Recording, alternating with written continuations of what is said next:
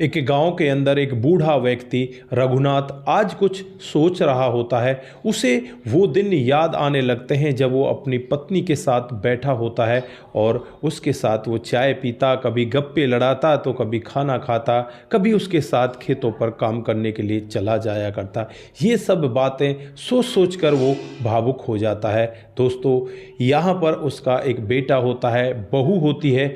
वो बेटा बहू भी बहुत ही अच्छे होते हैं। बेटा एक प्राइवेट कंपनी में जॉब करता है, बहू अपने ससुर का ख्याल रखती और आज वो अपने पति से कहती है कि आज तो पापा रो रहे थे, उनकी आंखों में आंसू थे। दोस्तों, यहाँ पर बेटा भी अपने पापा से पूछने लगता है कि पापा हुआ क्या है, तुम किस तरह से क्यों रो रहे थे।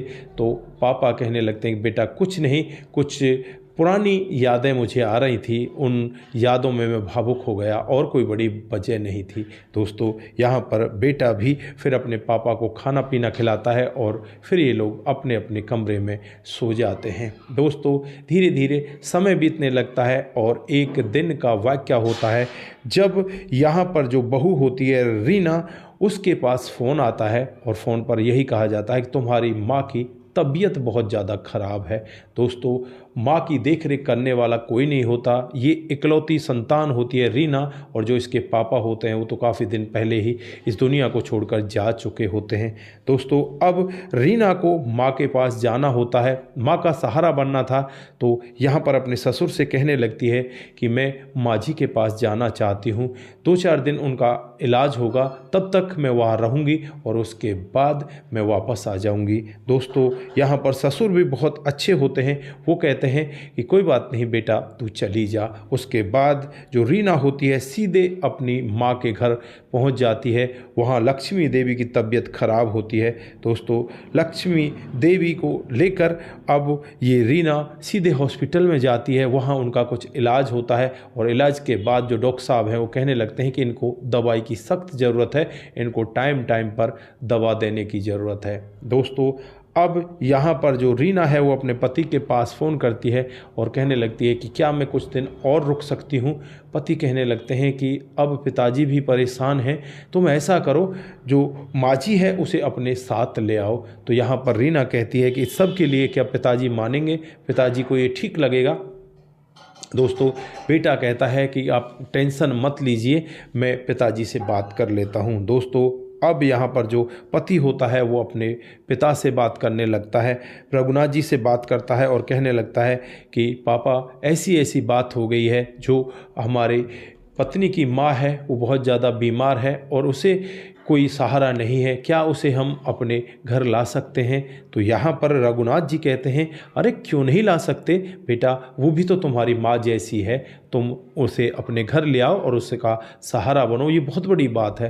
दोस्तों, यहाँ पर जो बेटा है वो सोचने लग जाता है कि यार पहले ही खर्चे बहुत ज़्यादा बढ़ रहे हैं, एक और सदस्य आ जाएगा तो उसका खर्चा और बढ़ जाएगा। लेकिन वो अब ये सब बातें भूलकर सीधे अपनी ससुराल पहुंच जाता है। वहाँ से रीना और जो रीना की माँ होती है लक्ष्मी देवी, उन दोनों को अपने साथ लेकर आ जाता है। दोस्तों, घर में आने के बाद जो रघुनाथ जी हैं उनका भव्य स्वागत करते हैं और कहते हैं कि आप आइए, ये आपका ही घर है। दोस्तों, लक्ष्मी देवी ये पूरा वाक्य देखकर एक बार के लिए भावुक हो जाती है और कहने लगती है कि परमात्मा अभी है, वो कहीं ना कहीं हमें सहारा जरूर देता है। दोस्तों, यहाँ पर फिर ये लोग धीरे धीरे करके इस लक्ष्मी देवी को ठीक कर लेते हैं और फिर यहाँ पर रघुनाथ जी लक्ष्मी देवी दोनों आंगन में बैठकर सुबह सुबह चाय पिया करते, गप्पे लड़ाया करते, पहले अपने पुराने जीवन की बातों को याद कर करके हंसा करते। इसी तरह से अब माहौल बहुत अच्छा घर का बन चुका था।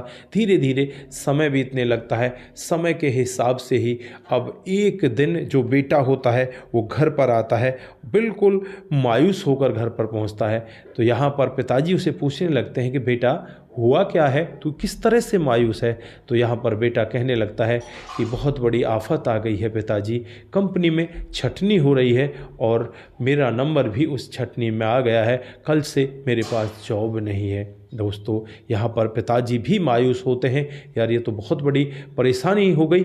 लेकिन पिताजी की उम्र भी 72 साल होती है, ये करें तो क्या करें, कुछ नहीं कर पाते।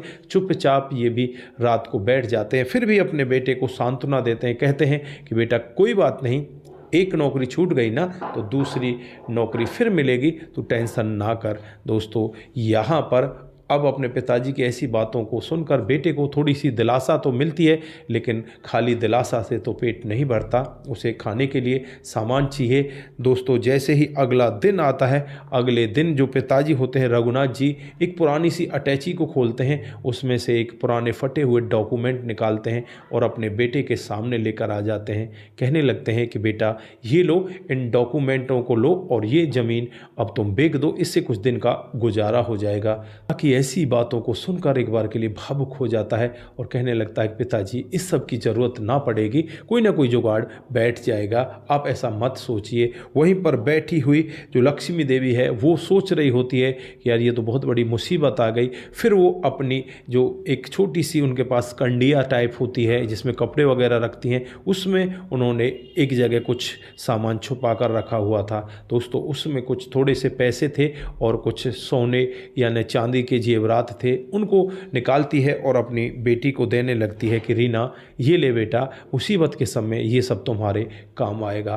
बेटी कहने लगती है कि माँ इसकी क्या ही ज़रूरत है, तो माँ कहती है कि बेटा ये सब तुम्हारा ही तो है, मेरा अब कुछ नहीं है, मैं तुम्हारे साथ हूँ, मुझे किस बात की कोई टेंशन नहीं है। दोस्तों यहाँ पर इतना अच्छा इनका आपस में एक दूसरे के लिए कंप्रोमाइज़ देखकर सभी लोग बहुत ज़्यादा खुश होते हैं और भगवान की करनी भी कुछ ऐसी होती है। तीसरे ही दिन इसे एक दूसरी कंपनी में जॉब लग जाती है और वहाँ पर इसका जो सैलरी है पहली वाली सैलरी से कम 1.5 गुनी हो जाती है। अब तो ये भी बहुत ज़्यादा खुश होता है, शाम को मिठाई लेकर आता है और फिर यहाँ पर अपनी जो सास है उसे मिठाई खिलाता है, अपने बापूजी को मिठाई खिलाता है, अपनी पत्नी को मिठाई खिलाता है। सभी लोग यहाँ पर सोचने लग जाते हैं कि ये मिठाई कैसे लेकर आया है, क्या हो गया।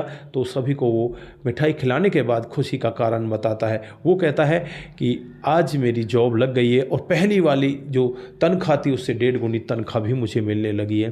तो दोस्तों यहाँ पर पूरा का पूरा परिवार बहुत खुश होता है, सभी लोग मिलजुल कर इस खुशी को बांटते हैं और फिर उस दिन के बाद से इनके जीवन में खुशियाँ ही खुशियाँ होती हैं। तो दोस्तों ये आज एक छोटी सी कहानी आप लोगों को इसलिए बताई है क्योंकि कुछ जो परिवार हैं इस तरह से टूट जाते हैं, छोटी छोटी बातों को लेकर अलग हो जाते हैं। कभी भी इस तरह से अलग नहीं होना चाहिए। जीवन में कठिनाइयाँ तो किसके नहीं आती, सबके जीवन में कठिनाइयाँ आती हैं। भगवान राम को भी 14 वर्ष का वनवास काटना पड़ा था।